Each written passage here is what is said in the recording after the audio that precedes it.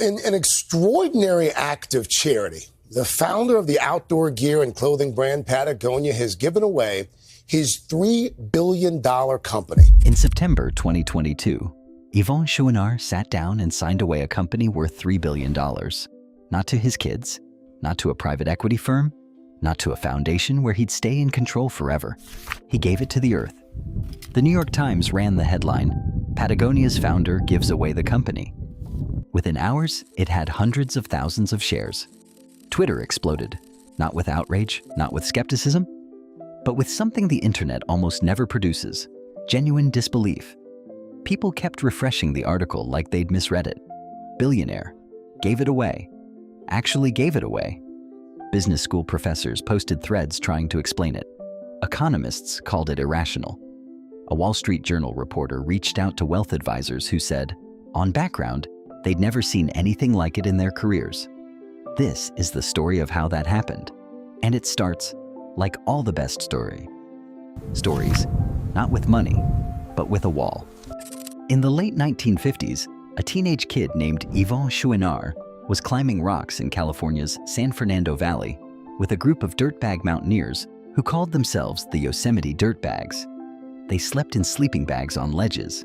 They ate cat food from cans. They had no money, and they did not care. But Chouinard had a problem. The steel pitons used by American climbers at the time were single-use. You hammered them in, you left them behind, and you bought new ones. They were expensive. Chouinard was 18. He had no money. So he taught himself blacksmithing. He bought a used coal forge, set it up in his parents' backyard in Burbank, and started making his own pitons out of hard steel. They were stronger. They could be removed and reused. Other climbers noticed. They started asking for them. By 1965, he and a partner had formalized the operation into Chouinard Equipment, the largest supplier of climbing hardware in the United States. He had not tried to build a business. He had tried to go climbing. But here is the part that mattered, the part that would echo 40 years later into that boardroom in 2022. By the early 1970s, Chouinard noticed that the very pitons he'd built, the reusable ones, the ones he'd made to reduce waste, were destroying the rock faces he loved. Repeated hammering in and out was scarring the granite. The routes he'd climbed as a teenager were being permanently damaged by the gear he was selling. So he stopped selling it. He ran a full-page essay in his 1972 catalog explaining the problem. He announced Chouinard Equipment would phase out pitons entirely, replacing them with aluminum chocks that could be wedged in and removed without a hammer. Sales of the old product dropped. The new product eventually took over the market. He had just voluntarily killed his own best-selling product because it was causing harm. Nobody told him to. No regulator forced him. No boycott pressured him. That decision, made in a backyard operation in the early 1970s, was the first sentence of a very long story. By 1973, Chouinard had launched a clothing line, originally just rugby shirts tough enough to wear on rock faces, under the name Patagonia. The apparel side grew faster than the hardware side. Within a decade, it had eclipsed it. But Chouinard was a climber running a company, not the other way around. He spent months a year surfing in Wyoming, fishing in Patagonia itself, climbing in Yosemite. He hired people he trusted and left. He once described his management philosophy as, hire people better than yourself and get out of the way. The thing is, it worked. By the 1980s, Patagonia was growing at over 50% annually. By the early 1990s, they had over $100 million in revenue. Then, in 1991, they nearly destroyed themselves. A credit crunch hit. Sales slowed. Patagonia had overexpanded. In the summer of 1991, they had to lay off 20% of their workforce in a single day. 120 people gone. Chouinard later described it as one of the worst days of his life. He said the layoffs made him physically sick. What he did next is what separated him from almost every other founder in American business history. He commissioned a study, not of the market, not of operational efficiency, but of the environmental damage caused by Patagonia's own supply chain, cotton farming, synthetic dye runoff, the full cost of making a jacket, the results were brutal. Conventional cotton, which Patagonia used extensively, was responsible for 25% of the world's insecticide use. Their supply chain was poisoning soil, water, farm workers. By 1996, Patagonia converted its entire cotton line to 100% organic. Every product, not a pilot program. Every product. It cost more. They told their customers it would cost more. They explained why in catalogs that read less like marketing materials and more like environmental depositions. And then they ran an ad in the New York Times on Black Friday, the single biggest shopping day of the American year, that said, in large type, "Don't buy this jacket." The ad explained the environmental cost of producing even their own best-selling jacket. It told customers to think before they bought, to repair rather than replace. You know, you've heard of recycle and reuse, stuff like that. You also have to consider refuse. Refuse to buy something just because, you know, if you don't need it, don't buy it. It was, on its face, an act of commercial self-sabotage. Sales went up because Chouinard had figured something out that most executives never do. Customers can tell the difference between a company that believes something and a company that's performing belief.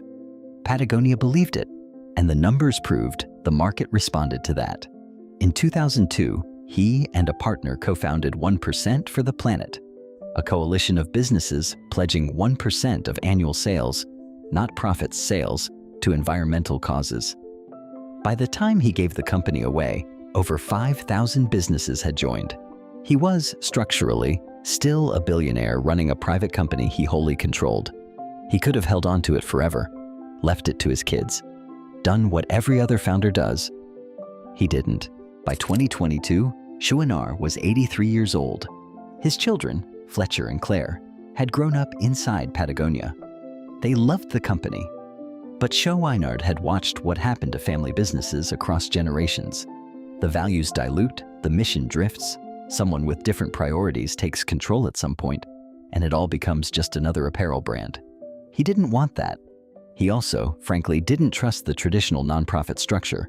Foundations he'd watched often become monuments to their donors rather than engines for change. So he called his lawyers, and he designed something that had almost no precedent in American corporate law. Here's how the structure actually worked, because this part matters. Chouinard transferred 100% of Patagonia's voting stock, 2% of total shares, but all the control, to a newly created entity called the Patagonia Purpose Trust. That trust is controlled by Chouinard's family and close advisors. It exists to make sure the company never drifts from its mission. It cannot sell. It cannot go public. It cannot be dissolved for profit. The other 98%, the non-voting economic shares, the shares that actually receive the profits, were transferred to a nonprofit called the Holdfast Collective.